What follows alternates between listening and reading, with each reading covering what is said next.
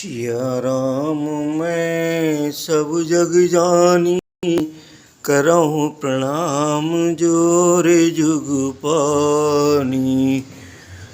मंगल भवन अमंगल हारी, द्रवो सुदशरथ अजीर बिहारी।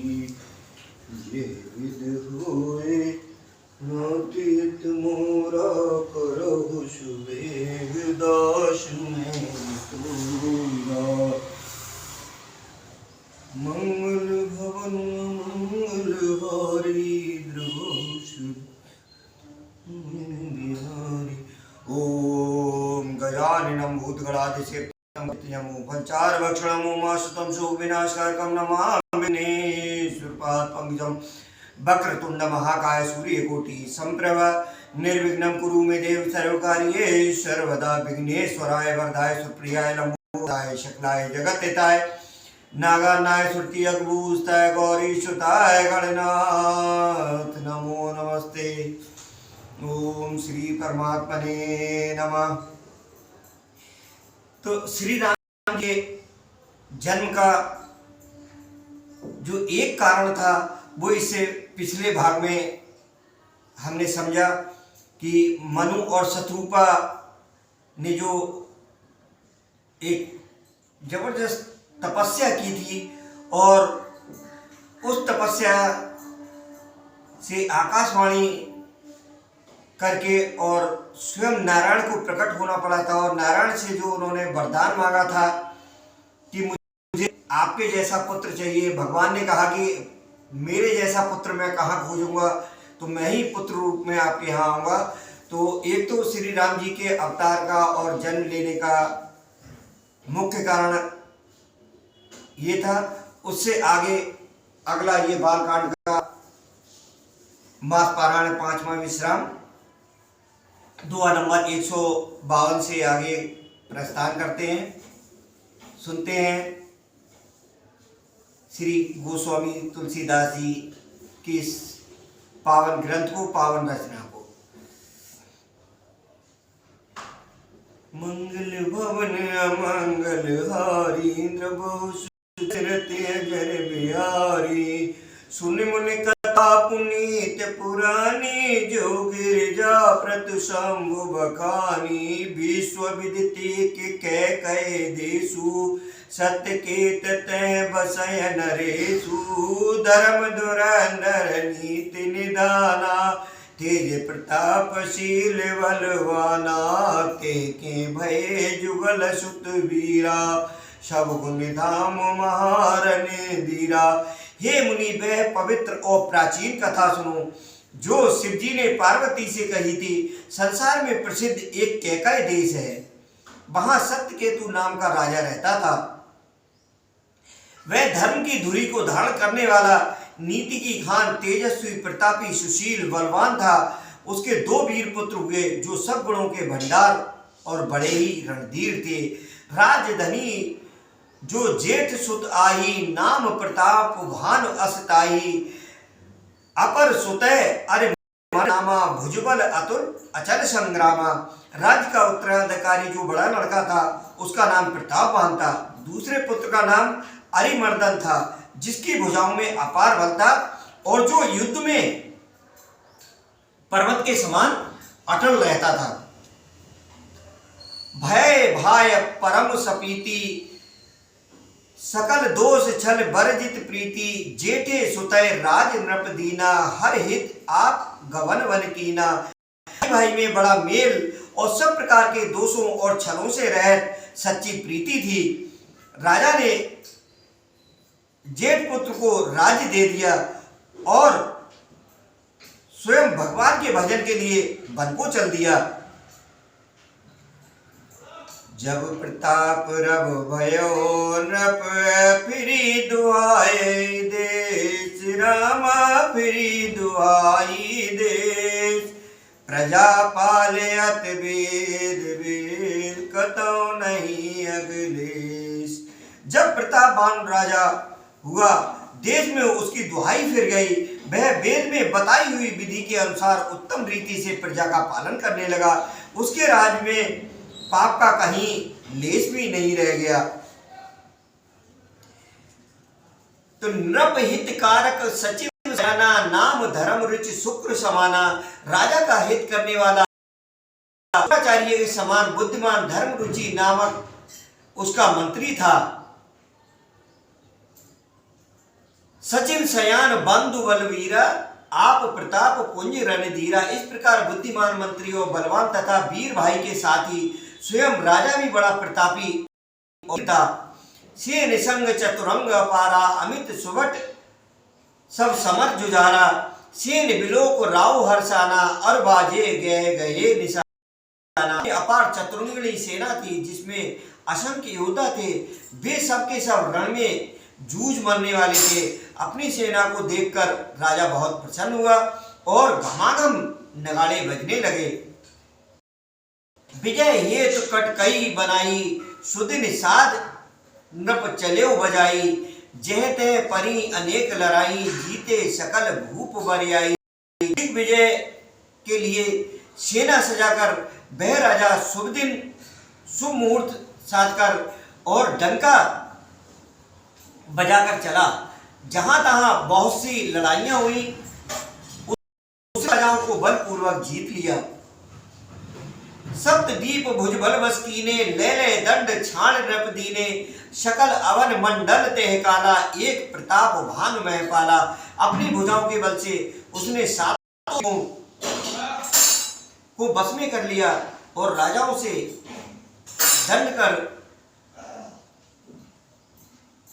दंड मतलब जो टैक्स होता है, कर होता है, वो ले लेकर छोड़ दिया। संपूर्ण पृथ्वी मंडल का उस समय भानी ही एकमात्र चक्रवर्ती राजा था। सोवस बेस कर बाहुबल, निज पर कीन प्रवेश। अरथ धर्म कामाद, सुख सेवै सवै नरेशु। संसार भर को अपनी भुजाओं के बल से बस में करके राजा ने अपने नगर में प्रवेश किया। राजा अर्थ धर्म और काम आदि के सुखों का समय अनुसार सेवन करता था। भूप भान बल पाई, काम धेनु भय भूमि सुहाई। सब दुख वर्जित प्रजा सुखारी, धर्मशील सुंदर नर नारी। राजा प्रतापवान का बल पाकर भूमि सुंदर, कामधेनु का मतलब मनचाही वस्तु देने वाली हो गई और उनके राज्य में प्रजा सब दुखों से रहित और सुखी थी और सभी स्त्री पुरुष सुंदर और धर्मात्मा थे। सचिव धर्म रुचि हर पद प्रीति, नृप हित हेतु सिखब नित नीति। गुरु सुर संत पितर मह देवा, करे सदा नृप सबके सेवा। धर्म रुचि मंत्री का श्री हरि के चरणों में प्रेम था। वह राजा के हित के लिए सदा उसको नीति सिखाया करता था। राजा गुरु देवता संत पितर और ब्राह्मण इन सब की सदा सेवा करता रहता था। भूप धर्म जे वेद सकल करे सादर सुख माने। दिन प्रत दे विविध विधि नाना, सुनय शास्त्र बर वेद बखाना। नाना बापी कूप तड़ागा, सुमन बाटिका सुंदर बागा। भवन सुर भवन सुआए, सब तीरतन विचित्र बनाए। वेदों में राजाओं के जो धर्म बताए गए हैं, सदा आदर पूर्वक और सुख मानकर उन सब का पालन करता था। प्रतिदिन अनेक प्रकार के दान देता और उत्तम शास्त्र वेद और पुराण सुनता था। उसने बहुत सी बावलियां, कुएं, तालाब, फुलवाड़ियां, सुंदर बगीचे, ब्राह्मणों के लिए घर और देवताओं के सुंदर विचित्र मंदिर सब तीर्थों में बनवाए। जय लग कहे पुराण श्रुत, एक एक सब जाग। 12 सहस्त्र सहस्त्र नृप, किए सहित अनुराग। वेद और पुराणों में जितने प्रकार के यज्ञ कहे गए, राजा ने एक एक करके उन सब यज्ञों को प्रेम सहित हजार हजार बार किया। हृदय न कछ फल अनुसंधाना, भूप विवेकी परम सुजाना। कहे जे धर्म करम मनवानी, वासुदेव अर्पित नृप। हृदय में किसी फल की कामना ना थी। राजा बड़ा ही बुद्धिमान और ज्ञानी था। वह ज्ञानी राजा कर्म, मन और वाणी से जो कुछ भी धर्म करता है सब भगवान वासुदेव के अर्पित करता था। चढ़ बरबाज बार एक राजा, मृगिया कर सब साज समाजा, विंध्या वीर बन गयऊ, मृग पुनीत बहु मारत भयऊ। एक बार वह राजा एक अच्छे घोड़े पर सवार होकर शिकार का सब सामान सजाकर विंध्याचल के घने जंगल में गया और वहां उसने बहुत से उत्तम फिरत विपिन नृप दीख बराहु, जन वन दुर्यो ससे ग्रसिराहु, बड़ विदु नह समात मुख माई, मनो क्रोध बस उगलित नहीं। राजा के मन में फिरते हुए एक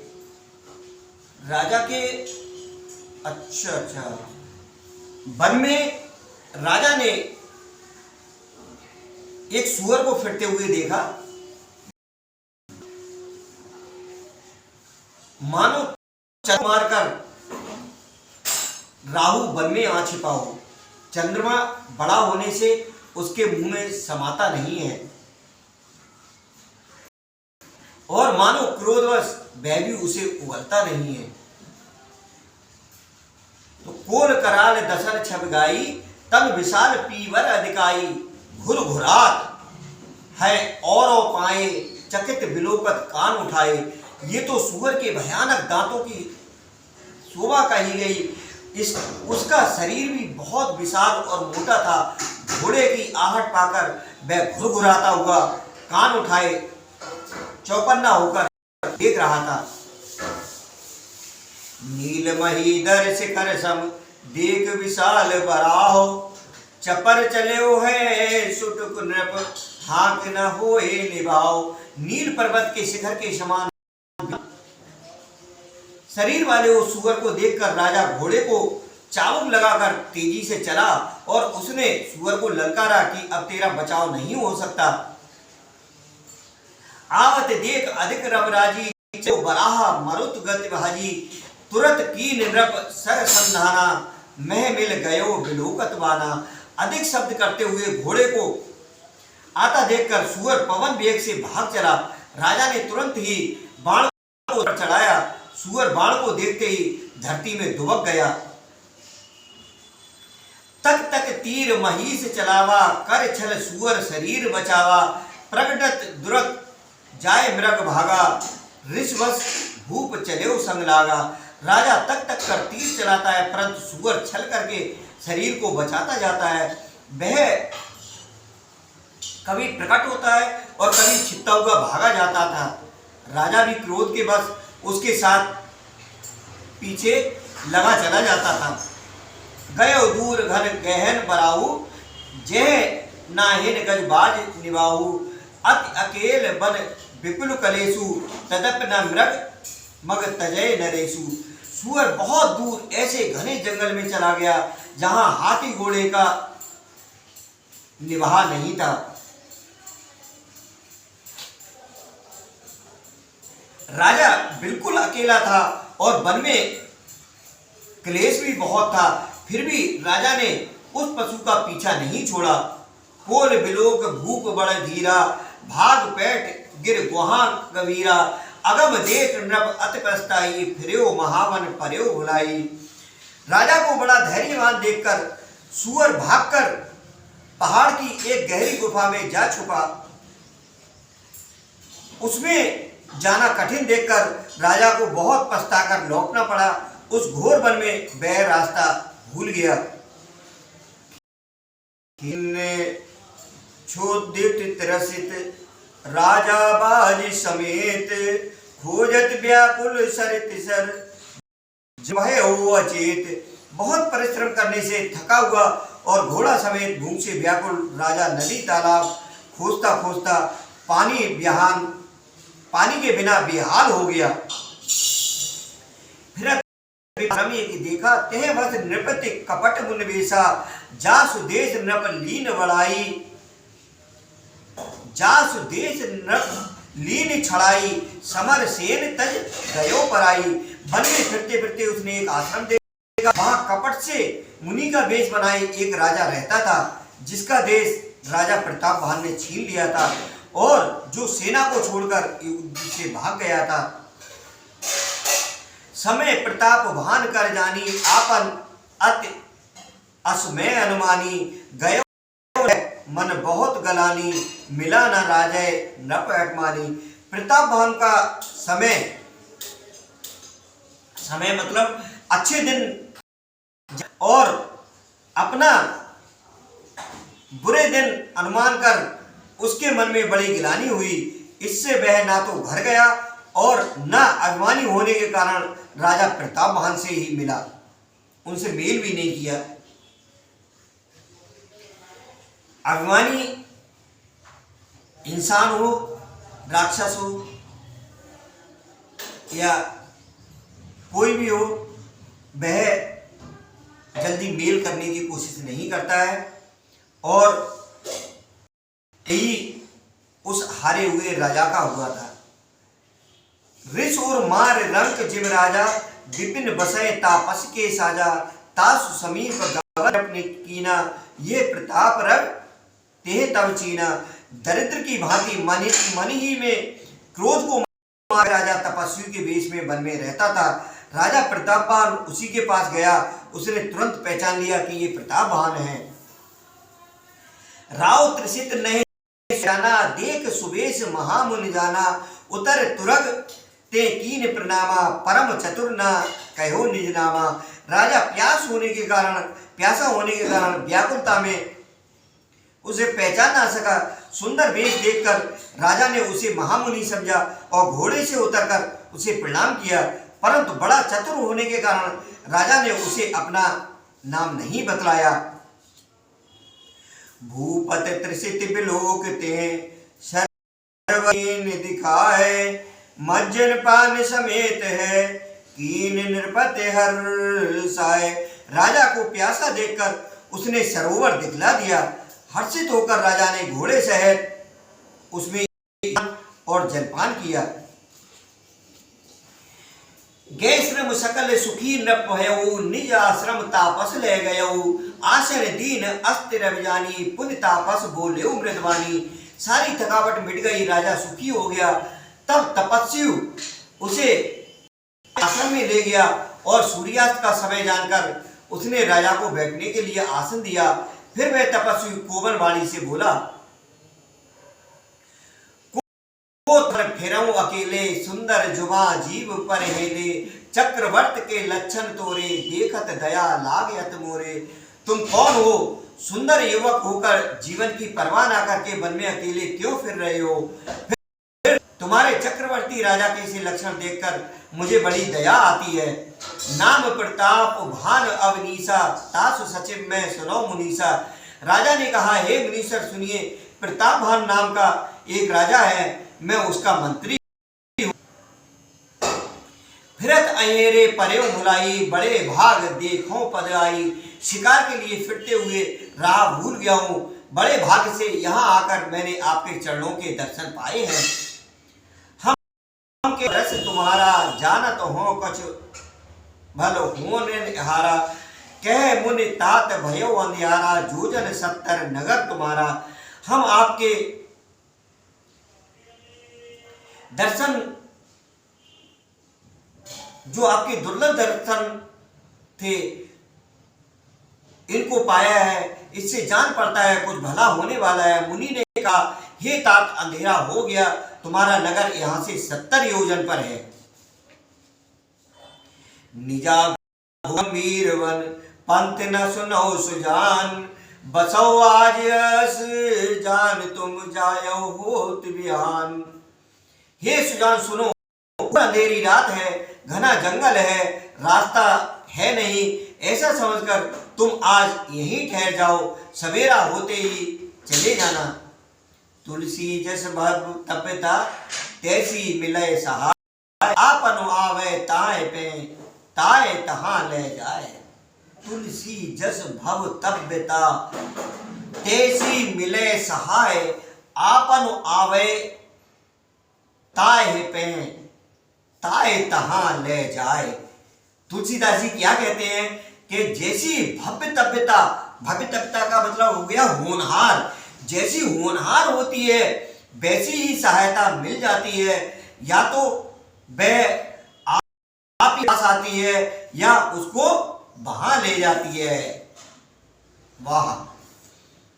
भले ही नाथ आयस धर सीसा, बांध तुरग तर बैठ महिषा, निरपवो भांति प्रसिताई, चरण बंद निज भाग्य सराई। हे नाथ, बहुत अच्छा, ऐसा कहकर आकर सिर चढ़ाकर घोड़े को वृक्ष से बांधकर राजा बैठ गया। राजा ने उसकी बहुत प्रकार प्रशंसा की और उसके चरणों की वंदना करके अपने भाग्य की सराहना की। पुन बोले मृद गिरा सुहाई, जान पिता प्रभु करौं डिटाई, मोय मुनि सेतु सेवक जानी, नाथ नाम निज कहो बखानी। फिर सुंदर कोमल वाणी से कहा, हे प्रभु, आपको पिता जानकर मैं ढिठाई करता हूं। हे मुनीश्वर, मुझे अपना पुत्र और सेवक जानकर आप विस्तार से बतलाइए। तेहे ना जान नृप नृपय, सुजाना भूप सुहृद सु कपट सयाना। राजा ने उसको नहीं पहचाना पर वह राजा को पहचान गया। राजा तो शुद्ध हृदय था और वह कपट करने में चतुर था। एक तो बैरी, फिर जाति का क्षत्रिय, फिर राजा। बैरी पुन क्षत्रिय पुन राजा, छलबल कीन चहे निज काजा। वह छलबल से अपना काम बनाना चाहता था। समुझ राज सुख दुखित अराती, अवानल एव सुल गए छाती। वह शत्रु अपने राज्य सुख को समझ करके स्मरण करके दुखी था। उसकी छाती कुम्हार के आगे की तरह भीतर ही भीतर सुलग रही थी। सरल वचन नृप कै सुन काना, बयन सवार हृदय हर्षाना। राजा के सरल वचन कान से सुनकर अपने बैर को याद कर वह हृदय में हर्षित हुआ। कपट बोर बानी मृदुल, बोले जुगुत समेत, नाम हमारे अब निर्धन रहते निकेत। वह कपट में डुबोकर बड़ी युक्ति के साथ कोमल वाणी बोला, अब हमारा नाम भिखारी है क्योंकि हम निर्धन और अनिकेत, अनिकेत का मतलब घर द्वारहीन है। तो ये प्रताप भानु राजा और राजा के द्वारा एक हारा हुआ दूसरा राजा, जिसका राज्य प्रताप भानु ने छीन लिया था पराजित करके। उस राजा के पास में ये प्रताप भानु राजा गए हुए हैं, जो एक निर्धनता और घरहीन होने के कारण जंगल में रह रहा है। यहाँ से आगे कथन करेंगे वो अगले भाग में करें। अभी यहीं विश्राम करते हैं। अभी राजा और राजा के द्वारा दूसरा हारा हुआ राजा के जंगल में मुनि का वेश धारण, इनकी वार्ता का शेष अंश अगले भाग में पढ़ेंगे। बोलो सियावर रामचंद्र भगवान की जय, पवन सुत हनुमान की जय। दोहा नंबर 8 में विश्राम कर रहे हैं। मंगल भवन मंगलहारी, ध्रुवौषध जे विध होय नाथ मोरा, करौ सुवेग नाश में तोरा।